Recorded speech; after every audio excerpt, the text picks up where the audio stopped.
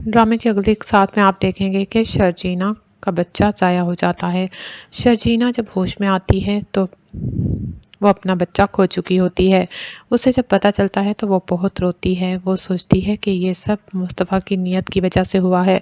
मुस्तफ़ा पैसे की दौड़ में लगा रहा, उसके नज़दीक इंसान कोई अहमियत नहीं रखते। वो मुस्तफ़ा को ही मुर्दे इल्ज़ाम ठहराने लगती है, क्योंकि मुस्तफ़ा ने गुस्से में ये भी कह दिया था कि उसे बच्चे की ज़रूरत नहीं। शर्जीना अब यही समझने लगती है कि मुस्तफ़ा को बच्चे की ज़रूरत नहीं थी और ना ही उसके नज़दीक बच्चा कोई अहमियत रखता था। मुस्तफ़ा जो चाहता था वही हो गया। शर्जीना यही सोचती है और बहुत परेशान होती है।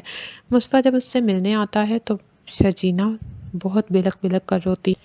वो मुस्तफ़ा को कहती है कि मुस्तफ़ा तुम जो चाहते थे वही हो गया, अब तो तुम खुश होगे। मुस्तफ़ा कहता है शर्जीना तुम कैसी बातें कर रही हो? तुम्हें तकलीफ़ में देखकर क्या मैं खुश होता? मैं जो कुछ भी कर रहा था तुम्हारे और बच्चे की वजह से ही कर रहा था। मैं नहीं चाहता था कि तुम दोनों को तरसती हुई ज़िंदगी दूँ। मैं तुम्हारे और बच्चे के लिए मेहनत कर रहा था और मेरी कोशिश थी कि हमें इतना पैसा मिल जाए कि हम आराम से ज़िंदगी गुजार सकें। किसी के आगे हमें हाथ ना फैलाना पड़े अपनी छोटी-छोटी ज़रूरतों की वजह से।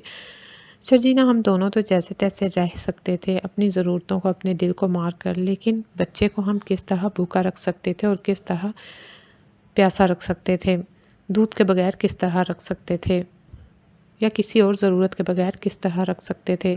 शर्जीना कहती है अब तो तुम्हारी ख्वाहिश पूरी हो गई। तुम्हें जब से पता चला था कि हमारा बच्चा होने वाला है, तुम बहुत टेंशन में थे और बात-बात पर मुझसे लड़ते थे। अब तो तुम खुश हो गए। मुस्तफ़ा कहता है शर्जीना तुम कैसी बातें कर रही हो? क्या तुम मुझे ऐसा समझती हो? शर्जीना कहती है मुस्तफ़ा तुमने मेरे साथ बहुत बुरा किया। उस दिन मुझे तुम्हारी बहुत ज़रूरत थी। अगर तुम मुझे डॉक्टर के पास ले जाते तो ये सब कुछ ना होता।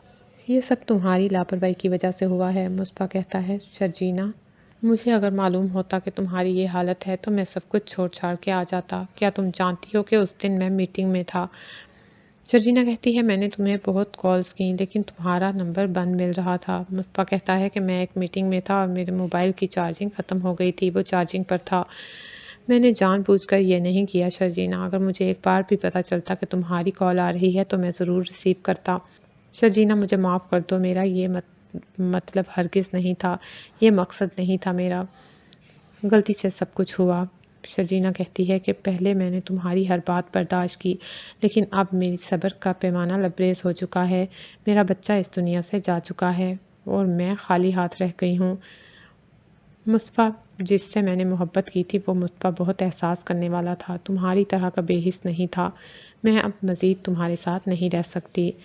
शर्जीना ये कहती है और मुस्तफ़ा उसका मुँह देखे जाता है। वो सोचता है कि अब वो क्या करे। शर्जीना ने अगर उसे माफ़ ना किया तो वो शर्जीना के बगैर कैसे रहेगा। वो सब कुछ शर्जीना के लिए ही तो कर रहा था।